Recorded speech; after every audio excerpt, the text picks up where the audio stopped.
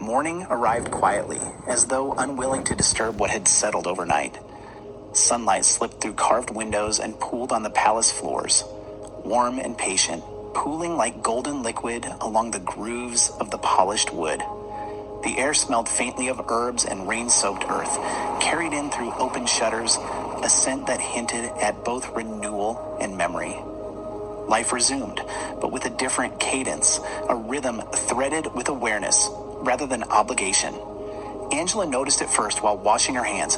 The water felt warmer than usual, not scalding, merely comforting. She watched it run over her wrists, over the delicate lines of her fingers, and felt an unfamiliar steadiness in her chest, as though something inside her had found a rhythm of its own, one that did not need explanation or justification. She lingered just a moment longer, letting the cool marble counter beneath her palms anchor her to the present. "You look luminous," Tomiwa said softly when she joined him for breakfast, his voice casual but curious. Angela laughed lightly, tilting her head. "You say that like it's suspicious." "It doesn't feel suspicious," he replied. "It feels earned." Across the table, Stephanie paused mid-sip of tea, porcelain balanced between thumb and finger. Her gaze met Angela's, and in that instant, a shared recognition passed between them. Brief, unspoken, undeniable. It was the kind of understanding that did not require articulation, a language older than words spoken in silence and glance. Something had shifted. The palace moved into its daily order.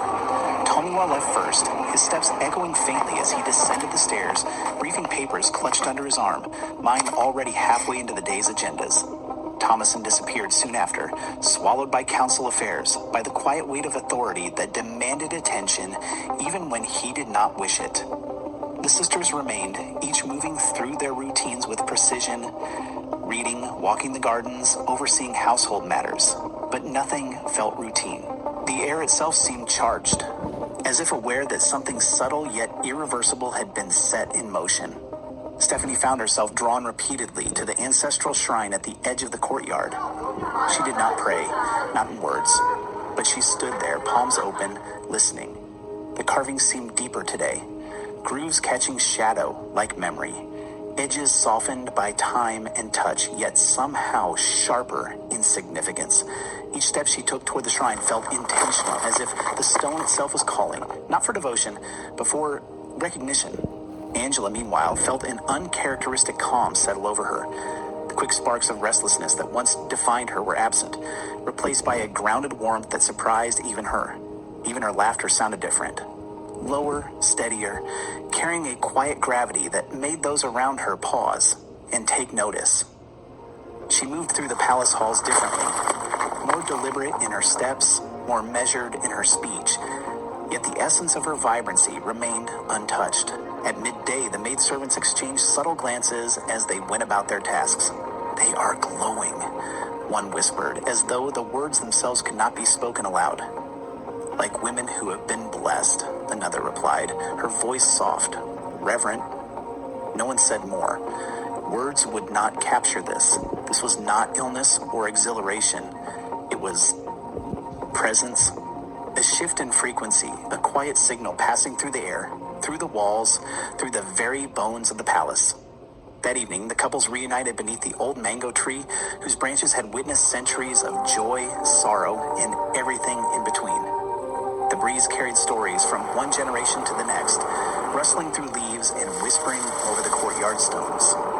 "You've been distant," Thomason said gently to Stephanie, his gaze intent but tender. "Not distant," she corrected him, voice low and deliberate. "Centered." He studied her for a long moment, the faint lines of concern softening into understanding. "That might be even more dangerous," he said finally, a faint smile tugging at the corners of his lips. She returned the smile, faint and knowing. "Only if you resist it." Nearby, Tomiwa watched Angela trace patterns into the soil with her toe, careful, almost meditative, as though marking an invisible map only she could see. "Do you feel different?" he asked, curiosity edged with a protective warmth. Angela nodded slowly. "Not changed, just accompanied." He didn't ask by what. Some things did not need naming. Some truths existed purely in presence, in resonance, in the quiet agreement that they were here together and that somehow that was enough. Night deepened, and the moon rose full and unashamed, its silver light spilling over the courtyard, over the gardens, over the carved stone. The palace seemed to breathe with it, exhaling slowly, carrying in its rhythm the weight of memory, of lineage, of anticipation. Neither sister felt pain. Neither felt fear, only presence, a deep, grounded presence that spoke in gestures and glances, in the slow, unhurried pulse of life continuing without fanfare. The signs were subtle, the way a shadow lingered longer than expected, the way a breeze brushed across skin with uncanny timing, the way the floorboards creaked beneath steps that were never hurried. Each detail was a message, each sensation a confirmation. Stephanie felt it in the warmth that lingered at her shoulders when Thomason entered the room, in the way his gaze softened when it met hers. Angela felt it in the heartbeat of the house itself, in the way Tomiwa's presence felt like gravity, inevitable, grounding, protective. Signs without symptoms, messages without language. These were the whispers of something larger than themselves, something woven into the air, the stone, the bloodlines that had come before them. Far beyond the walls, beyond reason, beyond coincidence, the ancestors watched in quiet approval. They did not interfere. They did not instruct. They observed, patient and enduring, knowing that the seeds had taken root. And the sisters, unaware of just how deeply, were already tending them. The palace too seemed to settle, its ancient walls absorbing the quiet affirmation. It hummed softly, as if acknowledging that the shift had occurred, that something essential had begun to align. The night stretched long, the stars overhead twinkling in silent acknowledgement, each a witness to the unspoken covenant that had emerged, without proclamation. When Angela finally closed her eyes that night, resting against the warmth of Tomiwa's shoulder, she felt a fullness she could not define. Stephanie, lying beside Thomason, let her thoughts drift without concern for form or meaning. The air, the palace, the lineage, they all conspired in stillness, offering reassurance that what had begun quietly would endure quietly and profoundly. The world outside the palace continued to spin, unconcerned with the subtleties of one house, one family. But within its walls, time seemed suspended, measured not by clocks or calendars, but by the alignment of hearts, minds, and the quiet consent of history itself. And somewhere in the depths of the night, in the corridors and chambers and courtyards, the palace held its breath. It did not rush. It did not demand. It simply acknowledged that something extraordinary, unseen yet undeniable, had begun, and that the witnesses, both living and long gone, were ready. The signs were subtle. They required no announcement. They demanded no proof. They existed in the quiet rhythm of breath, in the gravity of presence, in the unmistakable resonance of a moment that would shape all that followed. And as the sisters drifted into sleep, the palace exhaled. It was a gentle, knowing exhale. The air, the walls, the trees, the stones, they all held the message. The seeds had taken root. The beginning was silent, and it was perfect. They arrived without announcement. The palace gates opened to the low hum of engines cutting through the afternoon calm. Tires on stone echoed faintly against the high walls, a rhythm that seemed almost too deliberate. Servants paused mid-step. Birds lifted abruptly from the trees, their wings fluttering like nervous whispers. The air itself held its breath, waiting. Something old shifted its weight beneath the earth, a memory stirring in tandem with the arrival. Stephanie was the first to look up, her eyes narrowing as she processed the sight. Angela followed instinctively, her hands tightening just slightly at her sides. "They're here," Angela said, not asking how she knew, but stating it as fact. 3 cars rolled into the courtyard, engines purring, chrome catching the afternoon sun. They moved like a unit, like a storm with a name, impossible to ignore. Love, mercy, grace. The Audiobook triplets stepped out as if the world had bent slightly to accommodate them. Laughter before luggage, confidence before courtesy, presence before permission. Every step they took carried history, triumph, and a force of nature all at once. Grace removed her sunglasses first, letting her eyes sweep across the palace grounds before landing, immediately, on Angela. The recognition was instantaneous, unspoken, magnetic. Love's gaze found Stephanie, and for a heartbeat, the space between them seemed charged, as if the air itself had thickened with expectation. Mercy smiled slowly, already cataloging everything that had changed. The walls, the gardens, the furniture, the quiet pulse of life that had adapted while they were gone. "We're home," Grace announced brightly, as though no time had passed, though everyone knew that time, once broken, could never be fully restored. Behind them came the men. Elijah Barkley stepped out with the calm assurance of someone who had walked through storms and survived them all.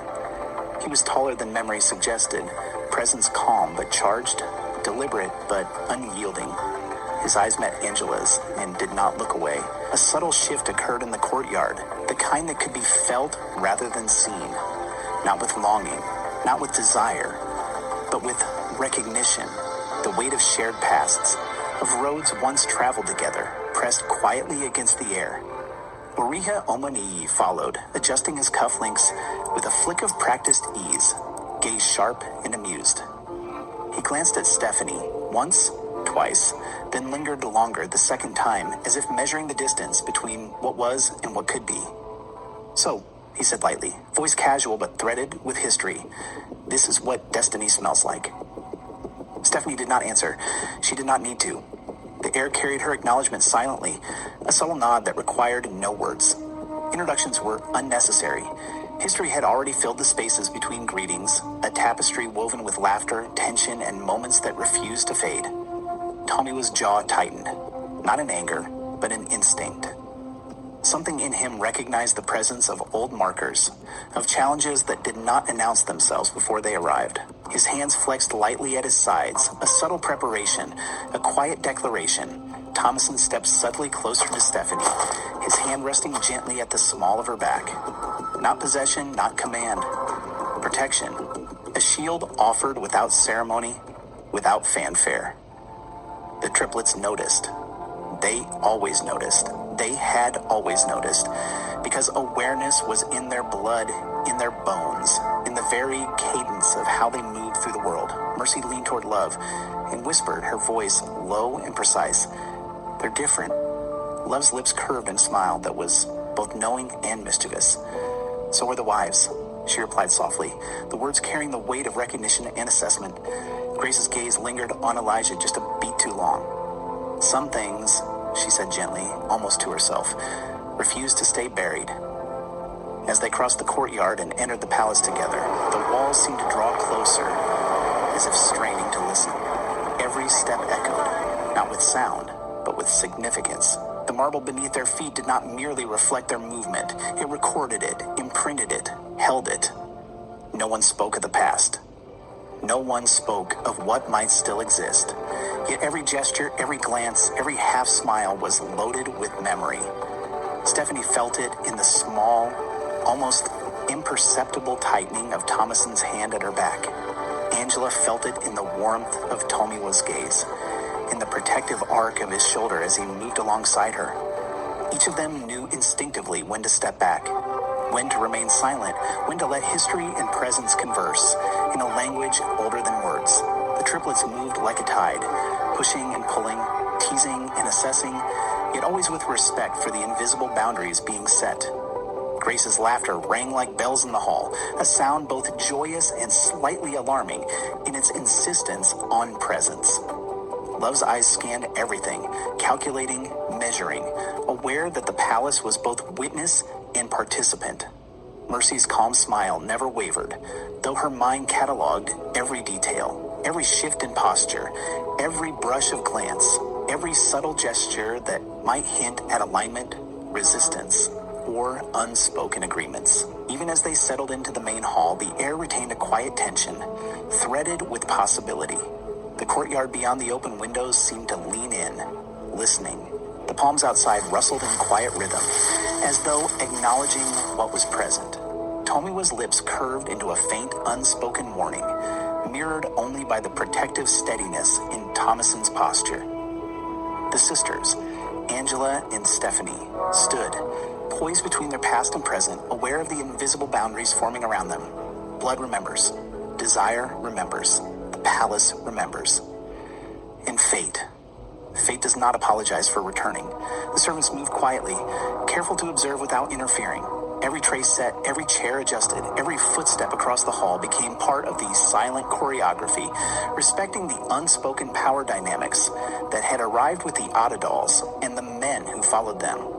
Elijah's gaze occasionally flicked to Angela, not with expectation, but with acknowledgement of her strength, of her presence, of the woman she had become in his absence. Orija did the same with Stephanie, a subtle appraisal that carried neither judgment nor longing, only recognition. The Odidals whispered quietly among themselves, strategizing without words, noting alliances, balances, and subtle shifts in the room. They understood that the palace was not merely a backdrop. It was an active participant in every unspoken negotiation, every glance, every step. And all of them, the couples, the triplets, the men, felt it. The house held its breath. The walls leaned closer, and something old, deep, and patient stirred within the stone, the timber, the very air that had witnessed generations rise and fall. It was not anger. It was not judgment. It was memory. As the group moved deeper into the palace, the hallways seemed narrower, more attentive. Every doorframe, every carved relief, every echoing stair absorbed their passage and carried it onward. Conversations remained light, but under every word was a cadence of awareness, a pulse of recognition that something fundamental had shifted. Stephanie and Angela shared a look, brief and knowing. Neither spoke, yet everything necessary was communicated. The past had arrived, the present had adapted, and the future, as always, waited patiently, observing how the living would choose to respond. Blood remembers, desire remembers, fate does not apologize, and the palace, ancient, silent, patient, remembered too. It listened, it acknowledged, and it waited for what would come next. The palace had not felt this full in years. Laughter echoed through corridors once reserved for protocol. Footsteps overlapped, voices layered. The air carried perfume, cologne, memory, and something sharper. Recognition. Every corner seemed to hum with anticipation. Walls leaning slightly closer, ceilings lowering imperceptibly, as if to witness what was unfolding. The very floor seemed to remember footsteps it hadn't felt in decades.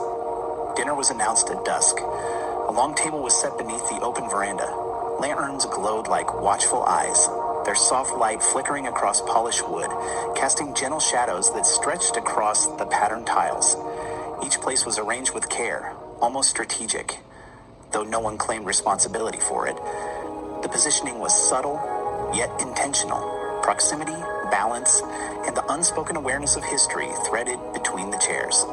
Stephanie found herself seated across from Orija. The weight of his presence was steady, understated, like a familiar rhythm she had not expected to encounter again so fully.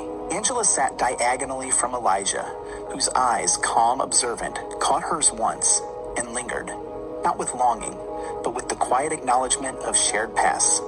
The brothers took their places instinctively close to their wives, not possessively, not ceremoniously, but in a way that aligned with the rhythm of the room, the table, the evening. The triplets filled the remaining spaces with ease, as though they had always belonged there. Grace lifted her glass first. "To coming home," she said lightly, voice clear against the murmur of the evening breeze. "To home," Love echoed, her tone deliberate, carrying the subtle weight of recognition and approval. Mercy smiled, her gaze sweeping briefly over Thomason and Tomiwa. "And to growth," she said softly, a word that seemed to vibrate with possibility. The toast passed without objection, but not without consequence. The air shifted imperceptibly, charged with things unspoken, with the memories that had always hovered just beneath polite conversation. Conversation moved easily at first. Travel, work, laughter about childhood mishaps. Elijah spoke of medicine abroad, his words measured, precise, presence grounding the room like a still pond. Orija spoke of technology, Lagos, and late nights spent solving problems he would never fully explain. His confidence edged with humor, but even in jest, there was a careful calibration, a subtle acknowledgement of the balance in the room. Yet beneath every exchange ran a second conversation, quieter, truer. Angela felt it when Elijah laughed softly at something she said. His eyes held hers a fraction longer than polite etiquette would allow. Not desire. Memory. Recognition. A resonance that bypassed explanation, that did not ask permission to exist. Stephanie felt it when Elijah leaned forward, voice dropping so that only she could hear. "You always listen like this," he said, as if the world was saying something important. She answered calmly, fingers brushing the edge of her plate. "I still do. I just choose more carefully now." Thomason's hand found hers beneath the table. Light, steady, not possessive, not demanding, protective in a way that acknowledged the invisible currents flowing across the room. Tomiwa's gaze flickered briefly toward Elijah, protective but controlled, a subtle shift in posture that carried warning without confrontation. No words were exchanged. None were needed.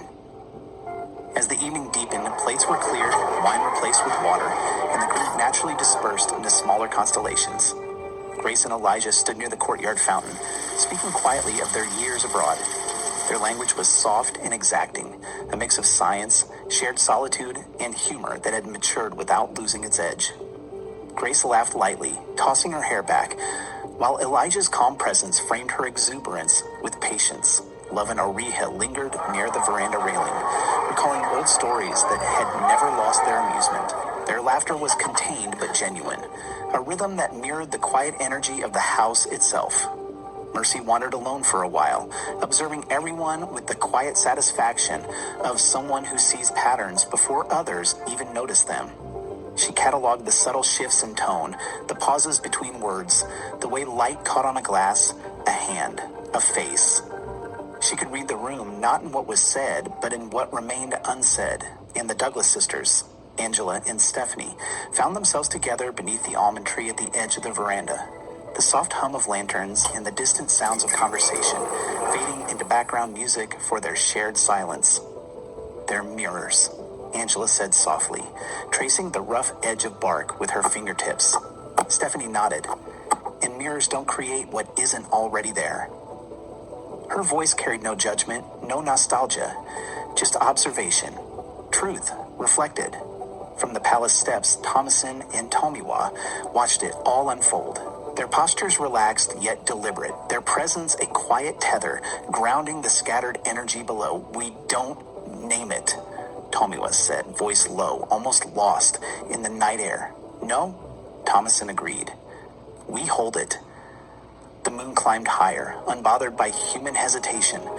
Its light poured across the courtyard, illuminating the quiet spaces between bodies. The pauses between laughter, the soft brushing of hands as drinks were poured or plates adjusted. And the palace, ancient, wise, patient, absorbed every glance, every pause, every unspoken truth. It remembered. It cataloged. It held the weight of what had returned, understanding that some things could not be sent away unchanged, no matter how long the corridors remained empty in the past. The night deepened, and the air shifted again. The lanterns flickered as a breeze carried the scent of jasmine and earth from the gardens. Conversation had lulled in pockets, replaced by quiet observation, reflection. Every glance, every tilt of the head, every subtle nod held meaning. Stephanie felt Thomason's hand tighten around hers imperceptibly. Angela sensed Tomiwa's quiet presence behind her, the protective arc of his shoulder just within reach. No one needed to speak. The weight of what had been, and what might still be, filled the space, palpable and alive. The triplets moved through the courtyard in measured steps, whispering softly to each other, their laughter now tempered, containing layers of observation, recognition, and careful assessment. They understood that the night was not for action, but for witness.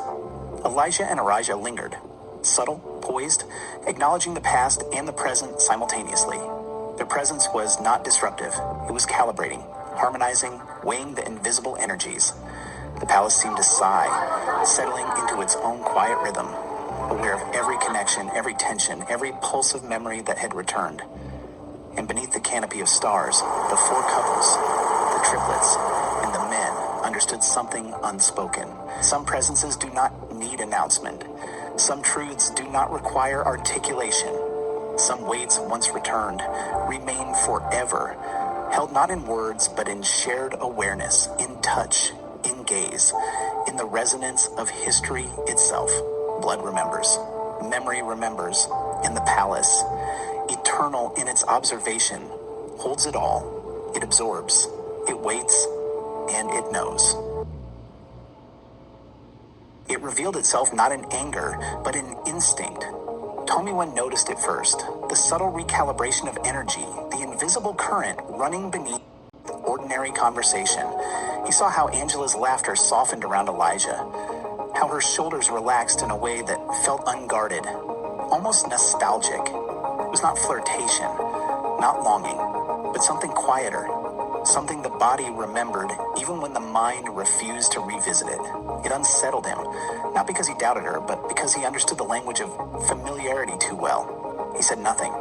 Instead, he positioned himself closer, a hand at her waist, a quiet checking glance, his presence sharpened, not aggressive, not territorial, but deliberate, boundary drawn without spectacle.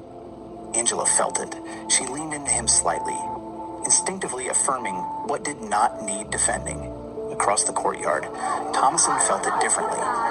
Arija's ease unsettled him, not because of what he did, but because of what he did not need to do.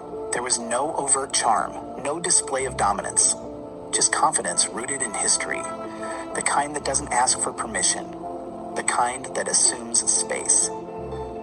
Thomason watched the way Stephanie listened, the way she always had, fully, intently, as if the person speaking were revealing something sacred. He saw how Arija spoke to her as though no time had passed, as if marriage were only another chapter, not an ending. Thomason did not interrupt. He simply stayed, near enough to touch, near enough to anchor, far enough to trust. The triplets sensed the shift immediately. They always did. Interesting, Mercy murmured under her breath, eyes moving between the brothers with clinical subtlety. Love smiled faintly. They're guarding something. Grace tilted her head thoughtfully. Or someone. Their voices carried no mockery, only observation. They had grown up around power, around pride, around quiet wars that never needed weapons.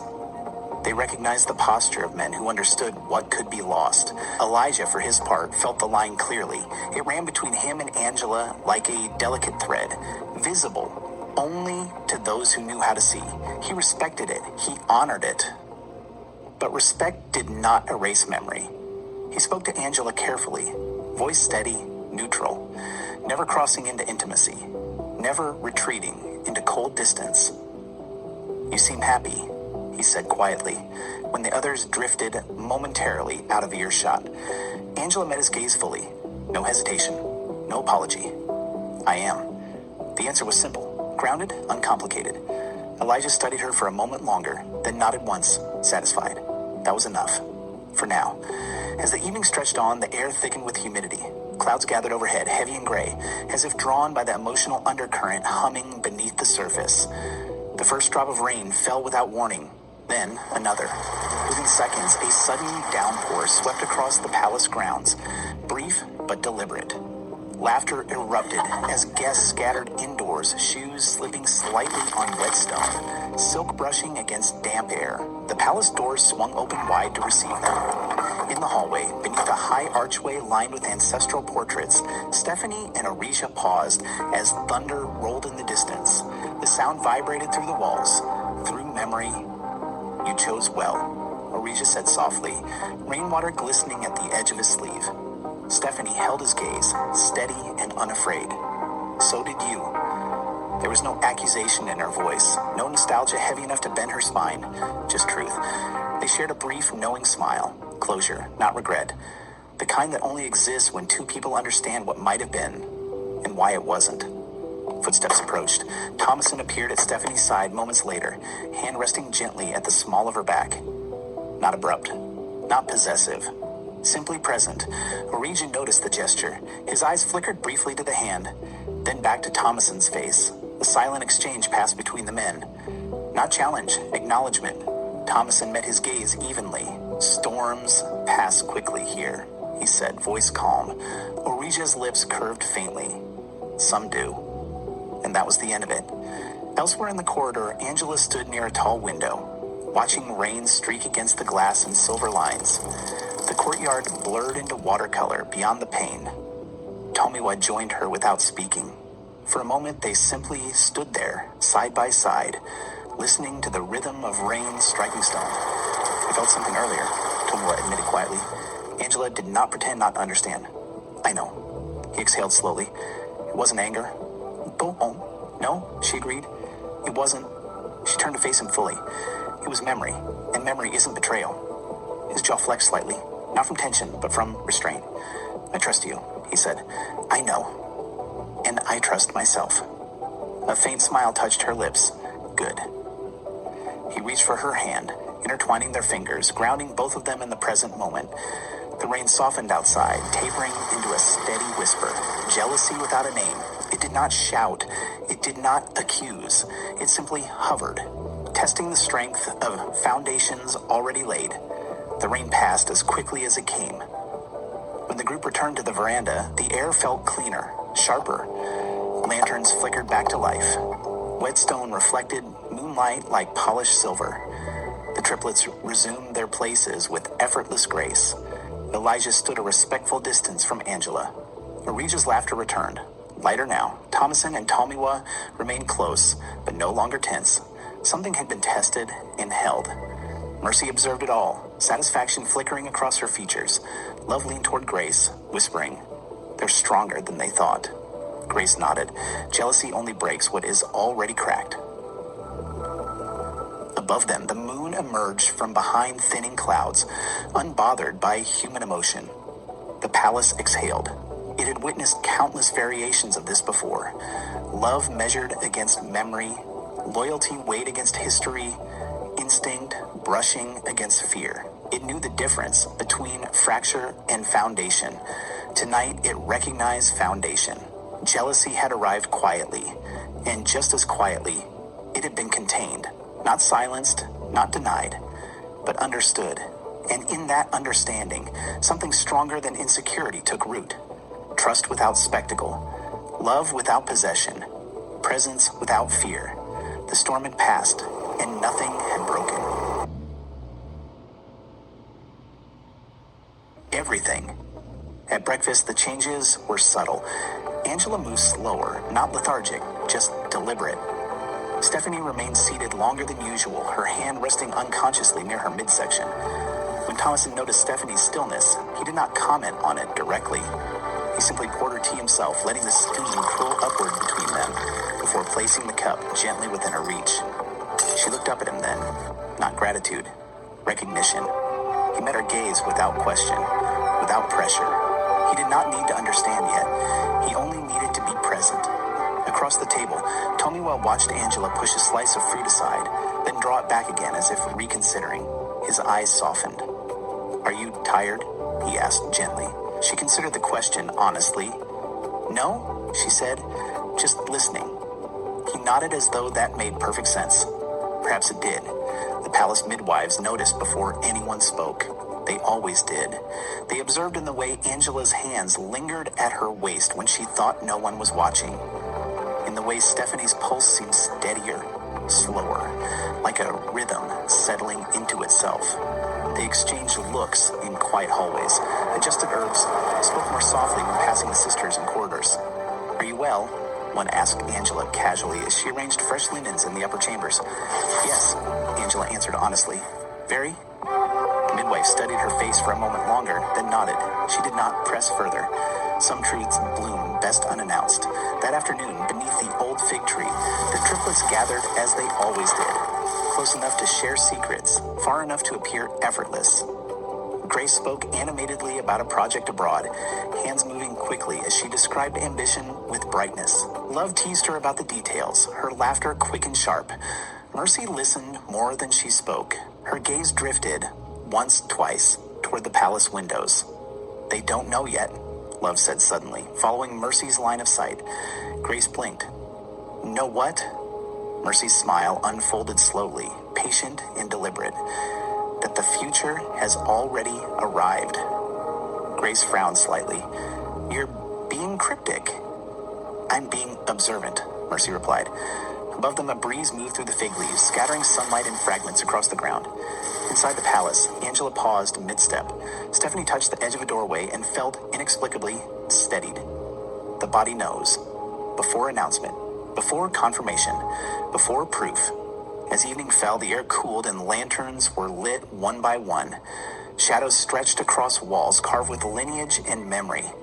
Angela found herself standing in the courtyard, alone for a moment, palms resting lightly against her abdomen again. Not consciously, not theatrically, just instinct. Tomiwa approached quietly from behind, his footsteps measured. "You disappear into yourself sometimes," he said gently. She did not turn immediately. "Not disappear," she corrected. "Expand." He stepped closer, his hands resting at her waist, thumbs brushing lightly against her sides. Protective without pressure. She leaned back into him and felt the warmth again. Steady, deliberate, certain. That night in the darkness of their chamber, Stephanie reached for Thomason's hand beneath the covers. "Do you trust timing?" she asked softly, her voice barely louder than breath. He squeezed her fingers without hesitation. "I trust you." She exhaled, something inside her settling more firmly into place. Across the hall, Angela lay curled against Tomiwa's chest. His hand rested instinctively at her waist. Fingers splayed gently, as if guarding something precious, without yet knowing why. She closed her eyes. The palace breathed, deep, ancient, patient. And somewhere beneath ritual and reason, beneath doubt and deliberation, life quietly arranged itself. Cells dividing, rhythms aligning, futures forming in silence. There was no announcement, no ceremony, no visible sign, only the quiet certainty of something beginning before it asked permission to begin. The body knew first, and the palace, old, wise, and attentive, felt the shift ripple through its walls like a blessing whispered before dawn. By morning, nothing would look different, yet everything would be. Asking. Stephanie nodded slowly, as if something knocked from the inside. Matt. Angela let out a breath that sounded almost like laughter. Yes, like a signal. They stood in silence, absorbing the enormity without dramatizing it. Two women raised in tradition, in prophecy, in expectation, now standing at the edge of something ancient and utterly alive. Neither spoke the word. They did not need to. The almond leaves shifted above them, as if stirred by unseen approval. Tomiwa noticed first that Angela had gone quiet, not withdrawn, focused. She moved more deliberately that morning, sat longer between tasks, listened inwardly. When she finally told him, they were alone in their chambers. Her voice shook, not with fear, but certainty. "I think something moved." He did not laugh, did not question. He knelt in front of her without thinking, resting his hand where hers already was. They waited. Nothing happened again. The silence stretched, but it was not empty. Tomiwa's jaw tightened as emotion rose unexpectedly. He looked up at her. "We'll listen," he said simply. It was not a vow of protection. It was a vow of presence. Angela felt tears gather, but they did not fall. The moment was too sacred for collapse. Instead, she covered his hand with hers. Together. Thomason received the news differently. Stephanie did not explain. She only took his hand and placed it over her belly, guiding him gently, patiently. They stood facing each other, breaths aligned. He watched her face carefully, reading the quiet triumph in her eyes. Then, there. A faint flutter, his hand stilled. His eyes closed. He exhaled like a man stepping into destiny. "Thank you," he murmured. Not to her alone, to the air, to the ancestors, to whatever unseen mercy had decided to continue their story. Stephanie felt something soften inside her, beyond the physical stirring. Relief. Not because she had doubted, but because now they both knew. The palace changed after that. Not dramatically, subtly. Midwives were summoned quietly. Their questions came softer, their hands gentler. Herbal infusions were adjusted. Walking routes shortened. Cushions appeared where there had been none before. The air itself seemed to cradle the sisters as they passed through corridors. Servants lowered their voices instinctively. Doors were opened sooner. Chairs were offered without request. Even the guards stood a little straighter, as if something sacred now walked among them. The triplets noticed immediately. Love was the first to speak. "Oh," she said, clapping her hands softly. It's begun. Grace's grin stretched wide. January was always ambitious. Angela laughed. You speak as though you scheduled this. Grace tilted her head. We may not schedule life, but we recognize timing. Mercy said nothing at first. She simply watched the sisters with a gaze that felt older than her years. Some futures, Mercy said slowly, announce themselves early so no one mistakes their arrival. Stephanie raised an eyebrow. And this one? Mercy smiled faintly. This one will be loud. Angela felt another faint flutter at that exact moment, as if, in agreement. She pressed her palm to her belly. Yes, she whispered, I believe it will. That evening, a stillness settled over the palace grounds. The moon rose swollen and sure, casting silver over rooftops and courtyards. Angela lay on her side, one hand curved over her womb. Tomiwa's arm rested protectively around her, not heavy, not possessive, present. She did not sleep immediately. Instead, she listened, not for movement, for rhythm. There it was, not audible, but felt, steady, intentional, alive. Across the palace, Stephanie dreamed. She dreamed of drums echoing across red earth, of rivers swelling with rain, of children running barefoot through dust and sunlight.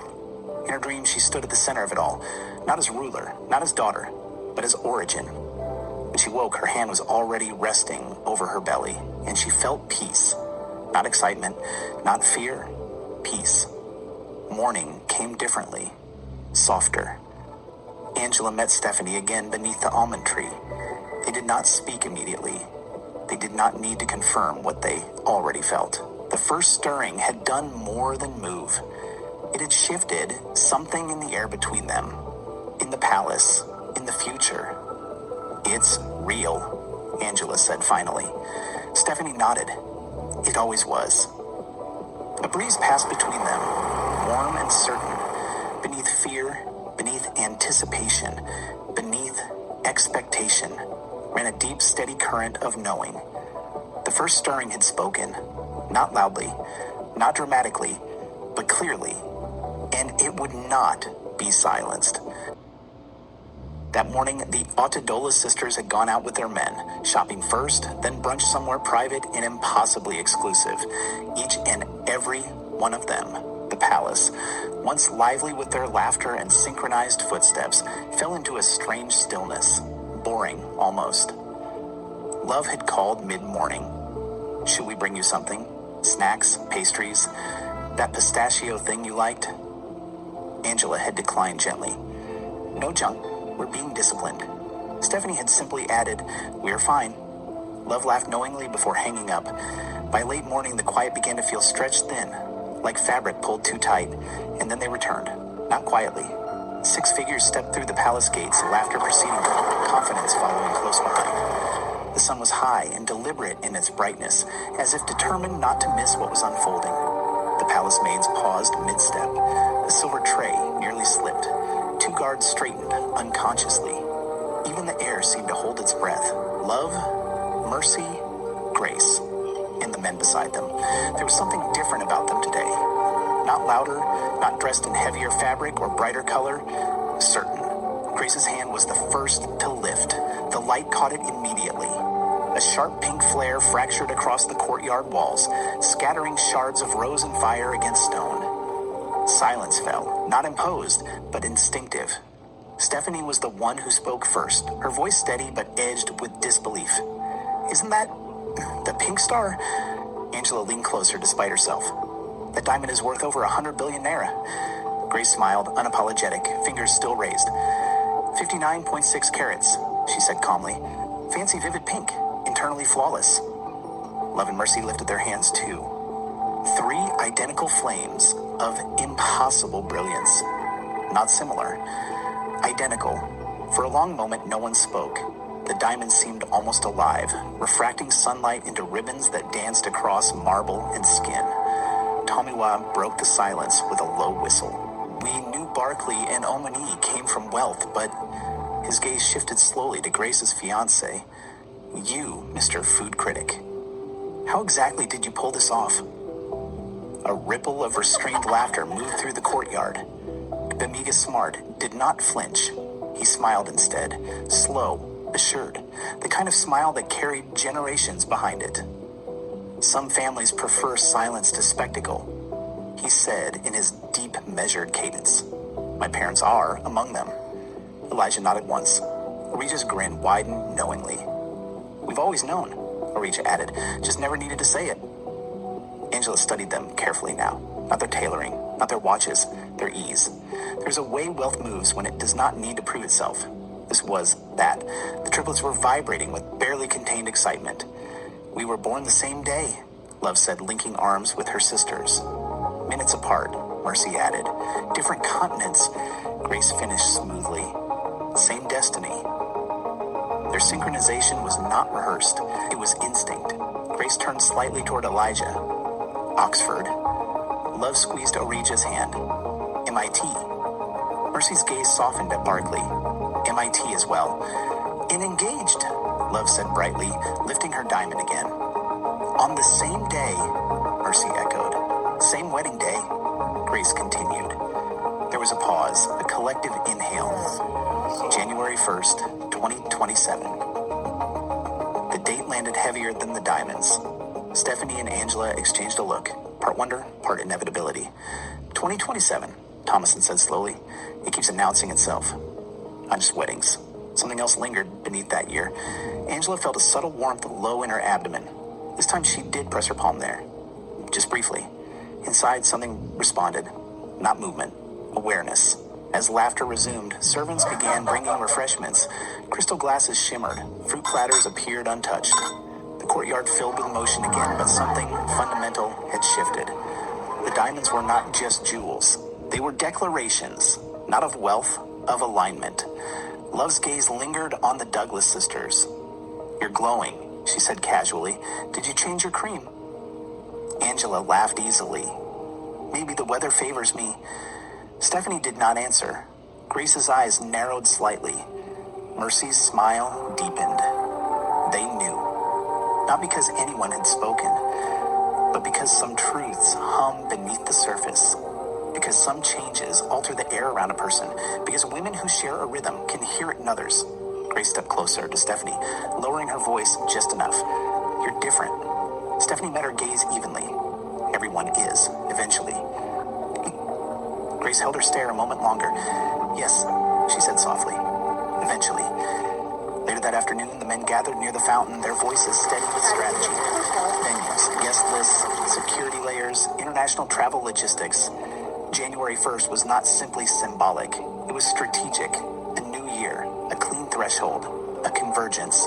Meanwhile, beneath the almond tree, the sisters formed a quieter circle. Angela watched the pink flames scatter sunlight again. They're beautiful, she admitted.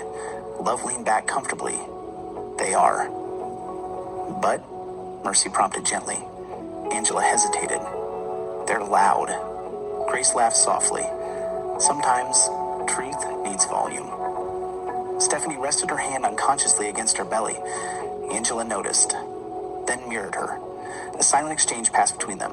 Mercy saw, Grace saw. Love pretended not to see. So, Love said brightly, redirecting the moment.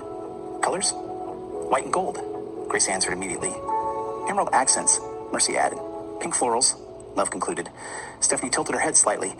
Of course. Grace lifted her diamond again, studying the way it caught the fading sun. Not everything brilliant is fragile, she said. Angela's fingers pressed gently again. Inside, a faint flutter answered. Truth has its own timing. As evening approached, the courtyard softened into amber hues. Musicians began rehearsing at a distance, tentative violin notes drifting like promises not yet fulfilled. Plans expanded, calendars were opened. Designers would be flown in, private jets scheduled. But beneath the visible excitement ran something quieter, something forming. Stephanie stood slowly. Angela followed without explanation. They stepped away from the laughter and into the corridor overlooking the gardens. For a moment, they said nothing. The wind moved through the leaves. They know, Angela murmured. Stephanie nodded. Yes. Should we tell them? Not yet. Angela exhaled slowly. January 1st. Stephanie's gaze remained steady on the horizon. Let that day carry everything. Weddings, diamonds, and something else entirely. something not measured in carats. Back in the courtyard, 3 pink diamonds burned steadily in the fading light. They reflected not just wealth, but arrival, not just engagement, but intention, not just status, but truth, stepping boldly into the open. Above them all, the sun dipped lower, quietly blessing what had already begun. Because some announcements arrive in brilliance, and others arrive in silence, but both, when real, cannot be hidden for long. Angela was laughing, something light, something Grace had said about January being overbooked with destiny, when she suddenly stopped mid-sentence. Her breath caught, not sharply, but with the soft astonishment of someone hearing her name spoken across a crowded room. Her hand moved instinctively, palm flat, finger spread again, this time unmistakable. Not a flutter, not imagination. A roll, slow, certain. Her eyes filled, not with fear, but with wonder so pure it almost startled her. "Stephanie," she called, voice trembling just enough to betray her composure. Something just moved. The courtyard quieted in layers. Stephanie was already standing. She had felt it too, not in the same instant, but close enough to feel like echo, rather than coincidence. A deliberate stretching from within, like life-shifting position after a long, patient wait. Not chaotic, not accidental, intentional. Her hand hovered before finally resting low against her abdomen. "You too," Angela whispered when she saw her sister's face. Stephanie nodded slowly, swallowing emotion before it could spill too fast, as if the future knocked. They laughed then, softly, breathlessly, 2 women standing at the edge of something ancient and moving.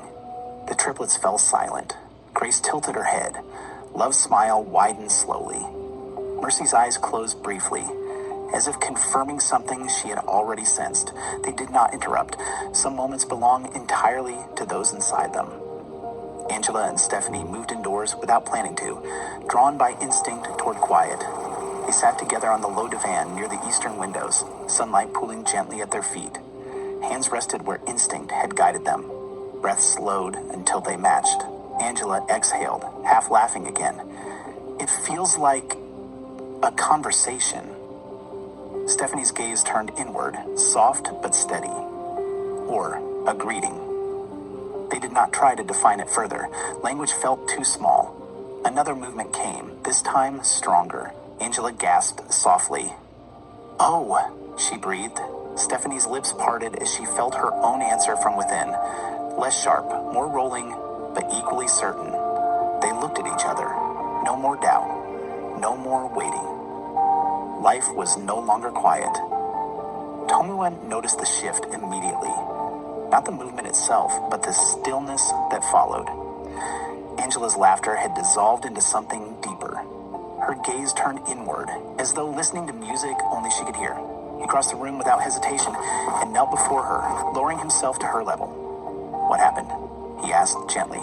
She took his hand, placed it carefully over her belly. "Wait," she whispered. He stilled instantly. The room felt suspended. A breath, another, and then a firm, unmistakable press against his palm. Not random, not faint, a presence. Tomiwa's breath left him in one reverent exhale. His eyes closed, absorbing the moment as if sealing it permanently inside his memory. His hand trembled slightly. Again, the movement answered. His lips parted, but no sound came at first. When he finally spoke, his voice was thick with awe. "I'm here," he said softly. "Both of you." "Oh, Bum." Angela's tears fell then. Not dramatic, not loud. Just full. Stephanie told Thomason differently. She did not call out to him. She went to him. He was seated at his desk reviewing documents. Wedding schedules, security drafts, future plans layered neatly in ink. He looked up as she entered, sensing the shift before she spoke. There was something luminous about her. She said nothing. She simply took his hand and placed it low against her abdomen, and covering it with hers. He searched her face for explanation. She gave none. Then, movement, slow, deliberate, unmistakable. Thomason inhaled sharply. His structured composure softened instantly, shoulders lowering not with weakness but surrender. He pressed his forehead to hers. "We are blessed," he murmured. "Yes," Stephanie replied quietly, "and responsible." He nodded. This was no longer anticipation. This was guardianship. The palace shifted again after that. Not dramatically, not loudly, but undeniably. Midwives were summoned openly now, their presence no longer discreet but welcomed. Measurements were taken, not for ballrooms or banquet tables, but for cradles and curtains that would soften light in nurseries yet to be furnished. Herbs simmered in clay pots. Meals became intentional, iron-rich, warm, chosen with generational care. Steps slowed in corridors, voices gentled. The guards straightened, not just from duty, but from awareness. The future now had heartbeat. The triplets were ecstatic. January just got louder, Grace declared, clapping once in satisfaction. Love laughed brightly. 2 queens in waiting. Mercy watched Angela and Stephanie with a layered smile. Joy threaded with something deeper. The ancestors never missed their timing, she said softly. Grace tilted her diamond toward the light again. Weddings and heirs in the same year. Efficient. Angela smiled, but her hand remained resting over the subtle curve that was no longer imagination. Stephanie caught Mercy watching her. Mercy inclined her head once. Recognition. That evening, the palace musicians practiced in the courtyard again. This time, the rhythm felt different. Less rehearsal. More invocation. Angela stood near the balcony as drums echoed faintly through the dusk. Another movement came. Stronger now. Not startling. Assured. She closed her eyes and breathed through it, palm pressing gently in response. Across the hall, Stephanie felt her own answer. Rolling, stretching, claiming space. It was no longer a whisper. It was dialogue. That night, Angela lay awake, with Tomiwa's arm curved protectively around her. It's real now, she murmured into the quiet. He kissed her hair. It always was. She shifted slightly. The baby shifted back. Tomiwa felt it too this time without prompting. His arm tightened instinctively, not in fear, but in promise. We will build carefully, he said. Angela smiled into the dark. Yes. Across the corridor, Stephanie slept with one hand resting over her belly. Her dreams were vivid. Drums and rivers and children running barefoot across red earth. Names floated toward her, but dissolved before she could grasp them.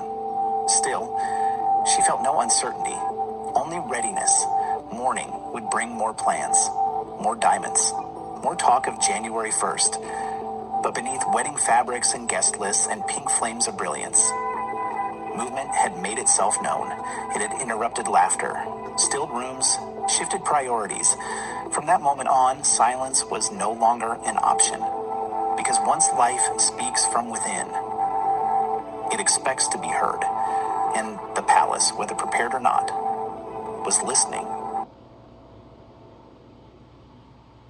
Preparation arrived quietly, like mist before sunrise. Then, all at once, one morning the palace corridors still echoed with ordinary footsteps. By evening they carried new intention.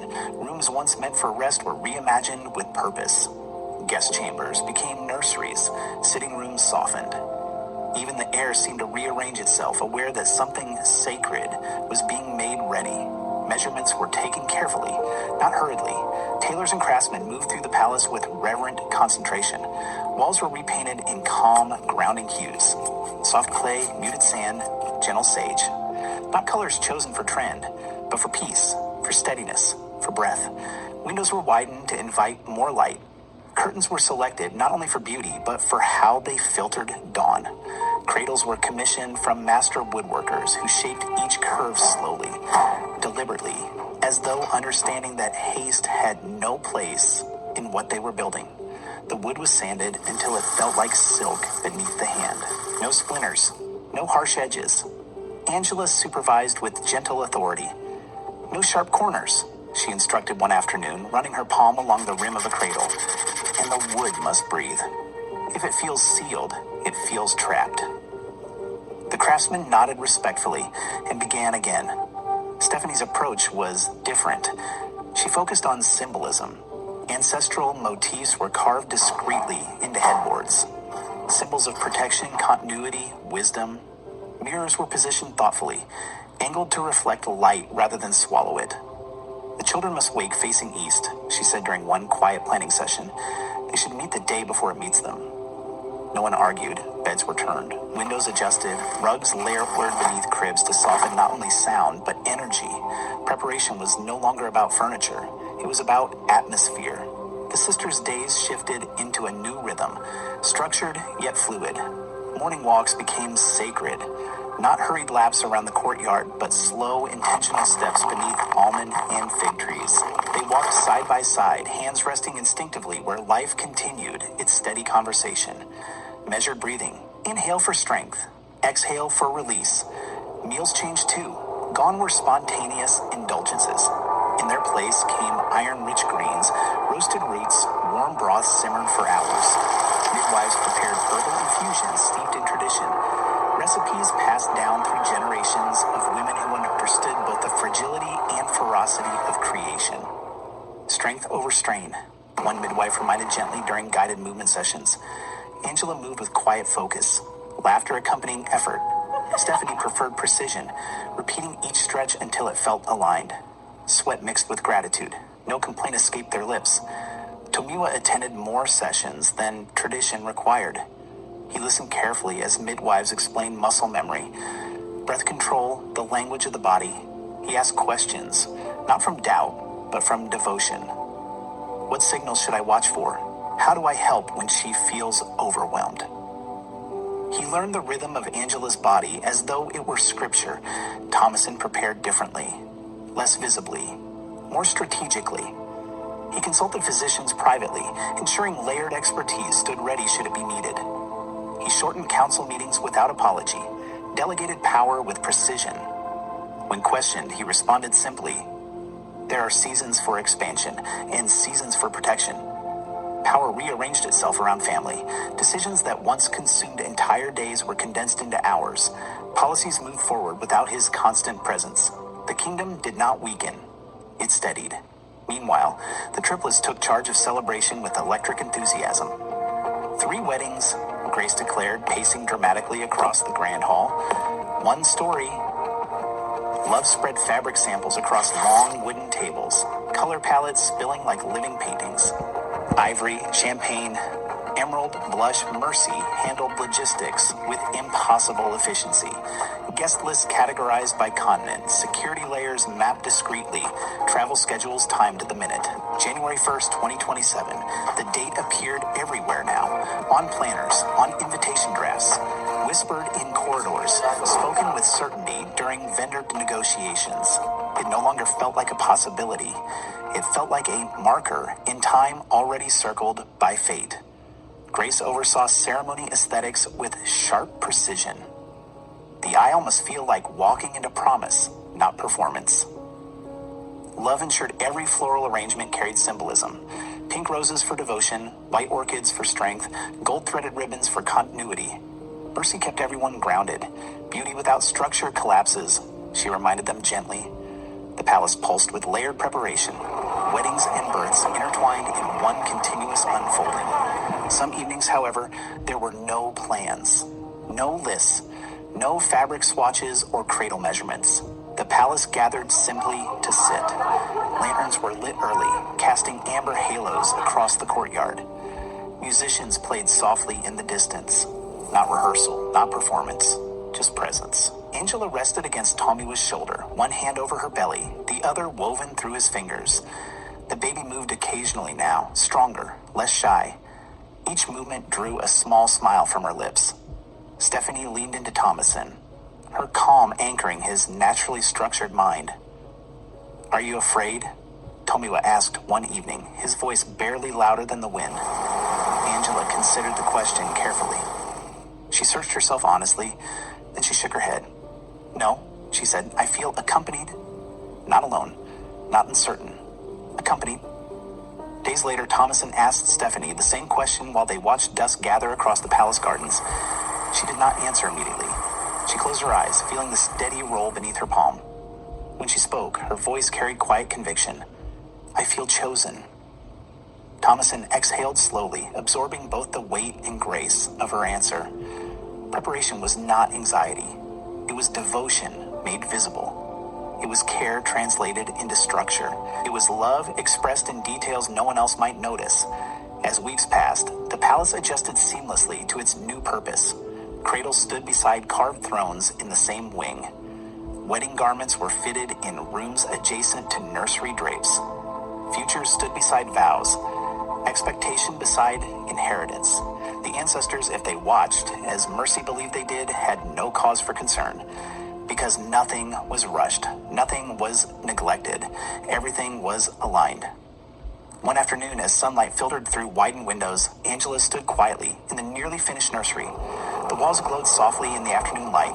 The cradle stood centered, balanced, breathing as she had requested. She placed her hand over her belly. Movement answered. Across the hall, Stephanie did the same. 2 rooms, 2 steady heartbeats. One unfolding year. January 1st waited ahead. Not as a deadline, but as a threshold. Weddings would mark public union. Births would mark private expansion. In the palace, prepared in body and spirit, stood ready for both. Because preparation is not simply arranging space. It is aligning the present with what is already on its way.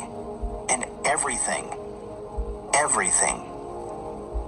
was moving exactly as it should. They came from everywhere, from cities that never slept and villages that remembered everything, from coastlines edged with salt and deserts shaped by wind, from continents stitched together by memory, migration, and blood. Flights landed in clusters. Convoys arrived in procession. Luggage appeared in hallways before greetings had fully finished. The palace did not strain to contain them. It expanded. Courtyards that once felt vast now hummed with layered voices. Balconies filled with silhouettes leaning into conversation. The kitchens awakened before dawn, fires lit in rhythm with arrival schedules. Thanksgiving arrived first, not as a date circled on a calendar, but as a feeling that settled into the bones of the house. Long tables were arranged beneath the western colonnade. Candles flickered against polished silver. Platters moved from hand to hand. Recipes traveled across generations and oceans, each dish carrying a story. Stories spilled over shared meals. Accents collided and softened. Old photographs emerged from leather albums, passed carefully between hands like sacred texts. Grainy images of ancestors in sepia tones. Weddings from decades past. Babies held in arms, now weathered by time. We all grew up apart, Grace said one evening, rising slightly from her chair and raising her glass, but somehow arrived together. Her diamond caught the candlelight, casting pink reflections across the table. And just in time, Love added, smiling toward Angela and Stephanie, whose rounded forms no longer hid beneath flowing fabric. Mercy's gaze lingered thoughtfully on the sisters. Timing, she said softly, has always favored this family. Angela felt movement then, steady and present, not disruptive, just aware. She rested her hand against her belly without breaking her smile. Christmas followed, wrapped in tradition and ceremony. The Douglas kingdom glowed. Lanterns were strung through courtyards like constellations pulled closer to earth. Drums conversed with violins. The scent of spice, pine, and roasted meat settled into the night air, thick and generous. King Douglas presided with quiet authority, his posture straight despite the years that had carved wisdom into his face. Beside him stood Lolo, regal and warm, her presence binding celebration to lineage. Introductions were made formally first, names announced with full titles, histories acknowledged. Then, joyfully, as structure dissolved into its embrace, the Smarts, the Barclays, the Omanias, the Otedolas expanded now, interwoven, no longer separate branches, but braided into one canopy. When the engagement rites for the triplets were formally announced, the palace erupted, not in chaos, but in approval, so unified it felt orchestrated. King Douglas stood in place of parents long gone, his voice steady and resonant as he blessed unions that felt both modern and ancient. May your homes be anchored in respect, he declared. May your children know their names before the world attempts to rename them. Cheers followed. Grace's composure cracked just enough to reveal emotion. Love blinked back tears without apology. Mercy bowed her head briefly, receiving the weight of the blessing. Angela leaned towards Stephanie during the ceremony. Do you feel it? She whispered.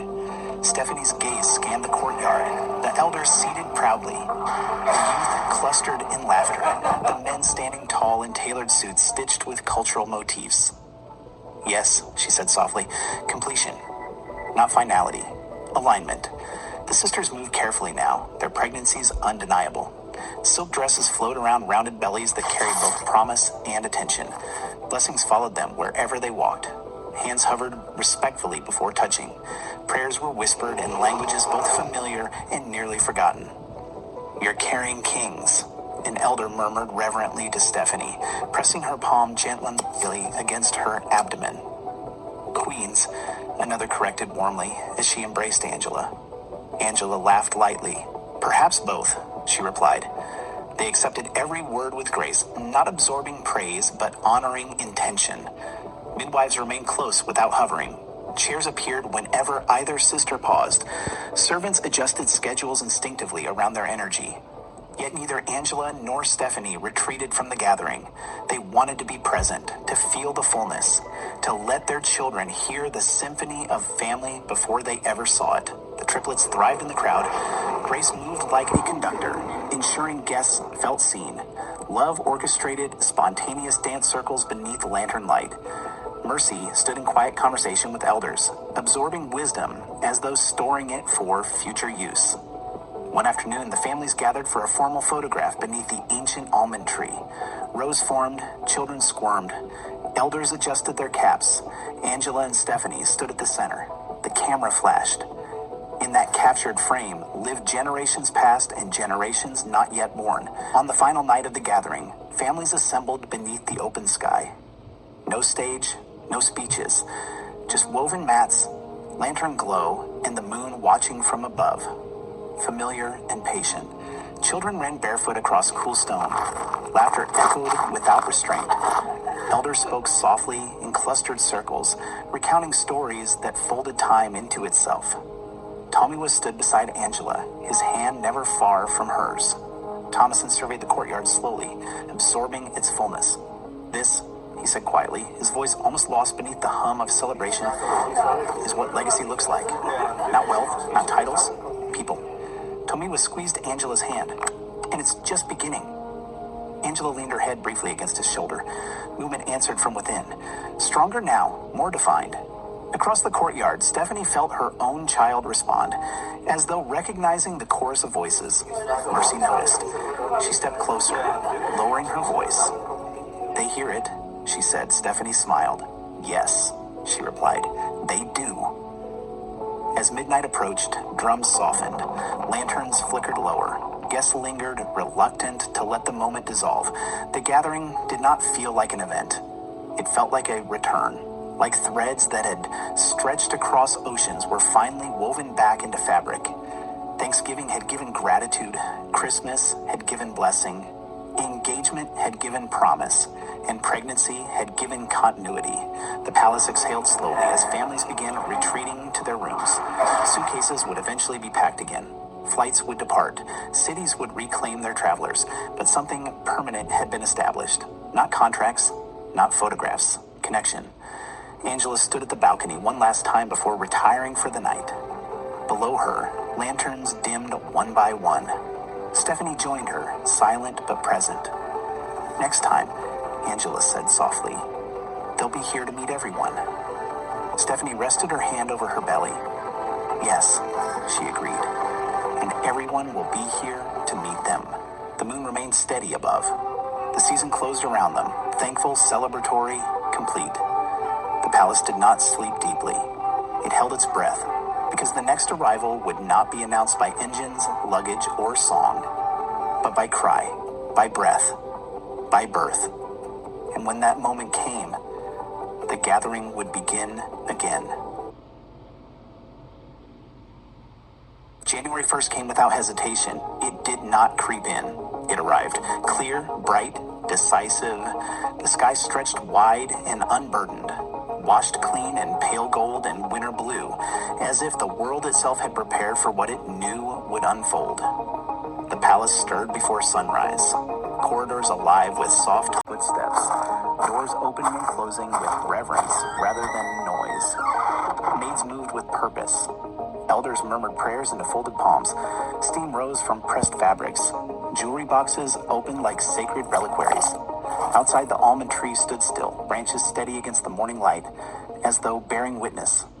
Inside the bridal chambers, time slowed. Grace was dressed first, radiant, composed. Her laughter lingered just beneath reverence, threatening to break through at any moment. Her gown shimmered like poured light, structured but fluid, a balance of authority and grace.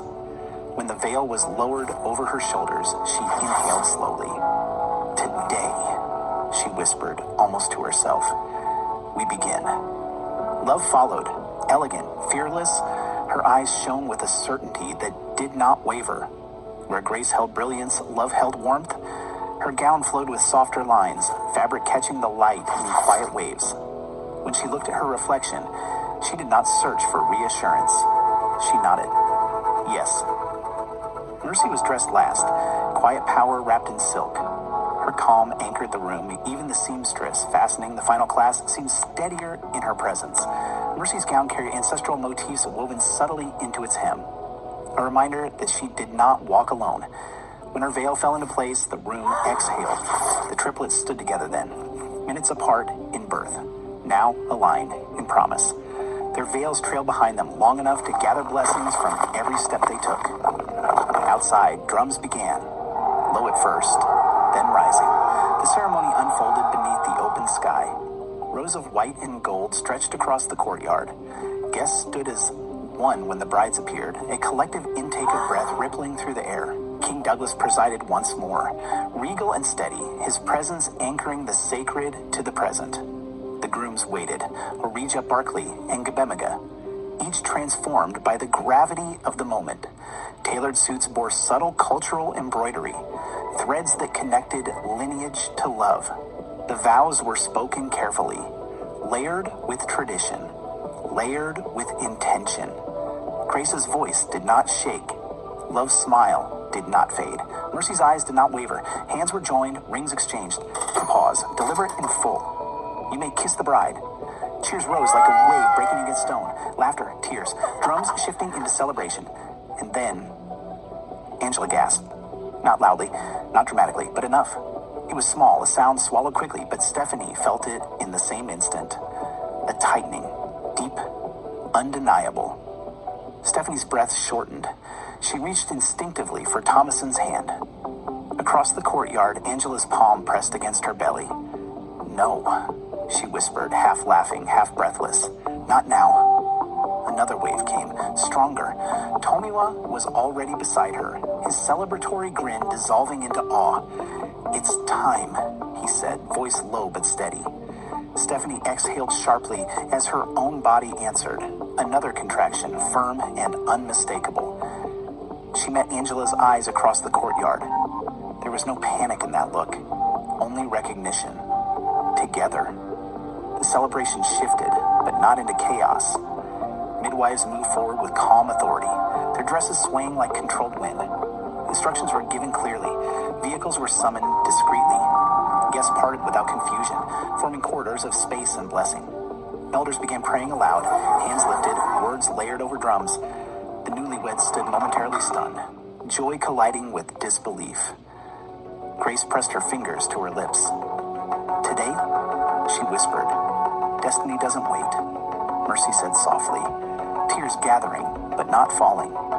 "No," Grace agreed, voice thick with emotion. "It insists." Love stepped forward and kissed Angela's forehead before she was guided toward the waiting vehicle. "Bring them home," she whispered. By nightfall, the hospital hummed with quiet intensity. Private wings prepared in advance, lights softened, monitors steady.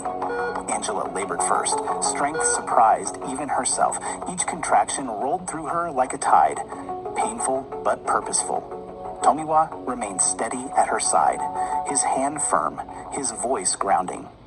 "Breathe with me," he murmured. She did. Inhale. Exhale. Again. Across the hall, Stephanie labored differently. Focused, contained. Thomason's voice remained low and constant, prayers older than memory threading through the sterile air. "You are strong," he whispered against her temple. "You are chosen." Time blurred. Minutes dissolved into hours. Outside, family filled the waiting rooms, triplets still in partial bridal attire, veils removed, but gowns unchanged. King Douglas stood with clasped hands. Lolo sat upright, lips moving in silent invocation. At dawn on January 2nd, a cry pierced the air, clear, commanding. Angela's first child entered the world with lungs that wasted no time announcing presence. Tomiwa wept openly. Another cry followed minutes later. And another. 3 triplets. Angela collapsed back against her pillows, laughter tangled with tears. Across the hall, Stephanie's room echoed next. One cry, then a second, then a third. 6 voices rose into the world, distinct and powerful, as if announcing themselves not just to family, but to history. Outside the delivery rooms, silence held for half a heartbeat, then erupted. Weeping, laughter, arms wrapping around one another. 6 destinies had arrived, 6 futures breathing in unison. The hospital corridor could not contain the weight of it. By January 4th, both mothers rested, exhausted, but radiant. 6 bassinets lined the recovery suite, tiny hands stretching toward unfamiliar light. Grace entered first, still wearing her wedding ring like a fresh promise. She approached one bassinet slowly. "They came to share our day," she whispered. Love stood beside her, eyes wide with wonder. Or to redefine it. Mercy touched Stephanie's shoulder gently. January insisted. King Douglas stepped forward last, his aged hand steady as he looked upon the 6 children. "Legacy," he murmured. "Multiplied." Tomiwa stood beside Angela, unable to stop smiling. Thomason watched Stephanie with quiet pride. Outside, the city continued, unaware of the shift that had taken place within those walls. But inside, history had inhaled and exhaled new life. January 2027 had not merely kept its promise, it had expanded it. Morning came softly, as though the world itself was careful not to disturb what had just been born. Sunlight filtered through wide hospital windows, cooling on the polished floors, warming them with gold and hope. Dust motes danced lazily in the air, catching the light like tiny stars falling slowly toward the ground. The 6 bassinets sat side by side, each a quiet proclamation of presence. Even in silence, their individuality was undeniable. One curled tightly into itself, fragile and contained. Another stretched boldly, arms splayed, as if claiming space before understanding it. One shuffled restlessly, nudging against the blanket as though seeking the rhythm of the world. Another lay serene, breathing softly, completely at ease, in a life it had only just entered. And the last 2, simultaneously still and insistent, mirrored the world outside, calm, yet full of expectation. Angela sat beside her children, watching, tears tracing lines she did not bother to wipe away. Each flutter of a tiny hand, each breath, each subtle movement spoke louder than any words could. She felt her chest expand and tighten all at once, as if her body were learning the meaning of gratitude in real time. Stephanie reached for her sister's hand. "We did it," she whispered, her voice small but unshakable. "Together." Angela turned to her, smiling through her tears. "Yes," she said softly. "Together." Across the room, Tomiwa and Thomason stood quietly, pride etched on their faces. Not loud, not boastful, but deep and rooted. Pride that was not about conquest or control, but stewardship, responsibility, and awe. They did not speak immediately. They did not need to. They simply watched the children as though reading the beginnings of a story that would shape generations. The elders arrived first. King Douglas entered without ceremony, his Lolo beside him. Both moved slowly, deliberately, reverently, as if every step carried centuries of memory. They did not speak at once. They paused by the bassinets, eyes closing briefly, hands folded. Silence became prayer. "At last," the king said, his voice thick with emotion, "the crown has multiplied." The Lolo's eyes softened, reflecting the warm sunlight. "And the ancestors have smiled back," she replied, a quiet certainty underlying every syllable. Angela glanced at Stephanie. No words were needed. The weight of lineage, responsibility, and love settled into place around them, tangible and steady. Later that afternoon, the family gathered in the palace wing prepared for quietly. They were spoken aloud only when hearts, traditions, and souls agreed. They carried meaning, lineage, prayer, and intention tied to the promise of the future. Stephanie's children were named first. The eldest received a name that resonated with strength, a heritage of wisdom passed through generations. The second bore a name that whispered endurance, resilience, and hope. The third's name invoked continuity, the quiet certainty that life would go on in deliberate hands. Angela's children followed. The first child received a name of grace, a word that demanded respect without possession. The second carried leadership, a mantle not demanded but naturally assumed. The last was named for joy, that unshakable light that makes ordinary moments extraordinary. Each name was met with approval. A murmur from elders, a nod from fathers, soft tears from mothers, and smiles from siblings who already knew the weight and significance of what had been chosen. In every syllable, a bridge had been built between past and future. Names that sealed identity. By the end of the week, the babies were ready to leave the hospital. The palace had transformed in anticipation of this day. Rooms once filled with speculative whispers and planning now hummed with presence. Cradles rested beneath walls painted in soothing, grounding hues. Soft fabrics lined every corner, breathing comfort into the space. Amulets hung discreetly, small charms placed by hands that believed deeply in protection, tradition, and the unseen guardians of life. When the children crossed the palace threshold for the first time, the drumming began. Not loud, not triumphant, but steady, rhythmic, like a heartbeat shared by everyone who watched. Guards, servants, elders, and family all paused to witness. Not to stare, but to honor. The babies responded instinctively. Tiny hands flexed, eyes opened, blinking against the sunlight. Each cry, soft at first, became a proclamation. Each breath a signal that life was claiming space, unrelenting and magnificent. That evening, the palace had settled into a quieter rhythm. The triplets, now wives, now aunties, now pillars of lineage, sat together in the inner garden. The golden hour filtered through the trees, falling in soft bars of light across their gowns. Grace tilted her head, smiling faintly. In 24 hours, everything changed.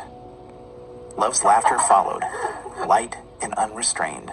Marriage, motherhood nearby, legacy everywhere. Mercy rested her head back against the cool stone of the fountain ledge. And yet, she said, voice low, measured, this is only the beginning. The faint cries of newborns echoed from the inner chambers, each one a note in a growing chorus that marked the future's arrival. It was music without melody, rhythm without pattern, but perfect in its insistence. Angela stood near the window, watching the courtyard as twilight approached. The moon had risen, hesitant yet patient, casting pale silver across the palace grounds. Tomiwa stood behind her, arm around her waist, one hand resting on her shoulder, grounding her even as excitement fluttered through her veins. "They're ours," Angela whispered. "They are," he replied, voice gentle. "And they're more than ours. They're part of everything." Stephanie entered silently, brushing past without disturbing the air. Thomason followed, his gaze sweeping across the bassinets before settling on Stephanie. They shared a brief, unspoken acknowledgement, a quiet confirmation of partnership, lineage, and love. Together, the sisters stood near the 6 cradles. The night air was still, except for the faint cries, soft breaths, and occasional cooing that seemed to fill every corner. They did not speak. No words could hold the magnitude of what they witnessed. Outside, the palace grounds were quiet now, but not empty. The echoes of celebration, of preparation, and of life's insistence lingered in every corner. The fountains whispered. The lanterns glimmered faintly, their reflections bouncing across polished floors. The almond tree stood steady, its branches holding onto sunlight that had long passed but left warmth behind. Inside, the family rested where they could. Hands brushed, tears fell quietly, voices remained soft. Everything felt balanced, whole, right. And above all, the children slept, stretched, moved, breathed, each in their own rhythm, but together composing a symphony of presence, legacy, and promise. The future had arrived, and it was loud, beautiful, and unstoppable. Time did What it always does. It moved forward, gently, but without apology. The palace learned a new rhythm. Its vast halls no longer echoed only with the formality of courtly life. Instead, they carried the soft sounds of new beginnings. The quiet rustle of blankets, the careful footsteps of nannies, the occasional squeal of a child testing its lungs. Every corner held the scent of warmth and waxed floors, mixed with faint traces of lavender and milk. Mornings began with cries and laughter, footsteps of maids moving faster than ever, and the quiet hum of prayers whispered over sleeping infants. Some mornings, sunlight fell in golden shafts across the tapestries, illuminating portraits of ancestors who seemed to watch in gentle approval. Nights ended with stories, rocking arms, and tired smiles that carried more fulfillment than rest ever could. The palace, old and steadfast, had embraced a new chapter without complaint. Its stones, its windows, its walls remembered all that had come before. But now they remembered joy as well. Angela and Stephanie grew into motherhood as though they had been preparing for it all their lives. There was no rivalry between them, only an unspoken understanding, shared glances across nurseries, hands reaching to steady a wobbly foot, whispers to calm a fussy child. Sisterhood deepened by destiny, not circumstance, bound them in ways words could scarcely capture. Every small victory, the first smile, the first word, the first step was celebrated together. And when one faltered, the other was there. Tomowa and Thomason proved themselves not just as princes or husbands, but as fathers, present, patient, learning. The men who once moved freely now measured time in heartbeats and feedings, and they had never felt richer. Thomason, who had once been a strategist of kingdoms, now strategized naps and meal schedules. Tomiwa, who had once negotiated alliances, now negotiated the terms of bedtime routines, with the firm but gentle hand of a father.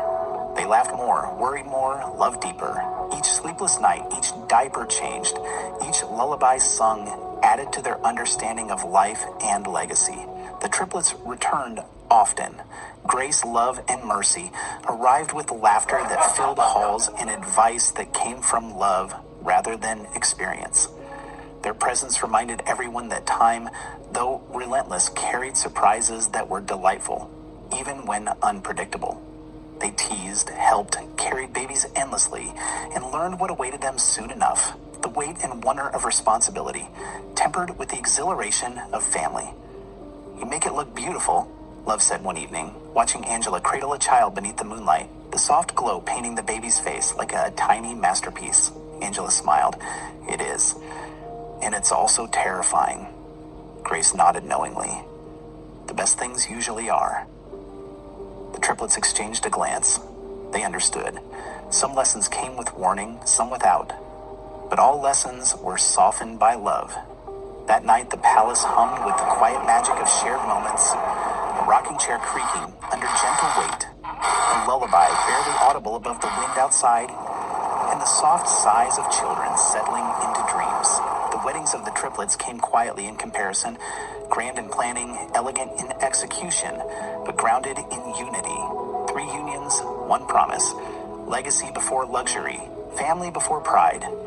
Guests arrived from distant lands, courtiers dressed in their finest silks, and the palace shimmered with anticipation. Yet beneath the pomp and protocol, the essence of the day was simple and true.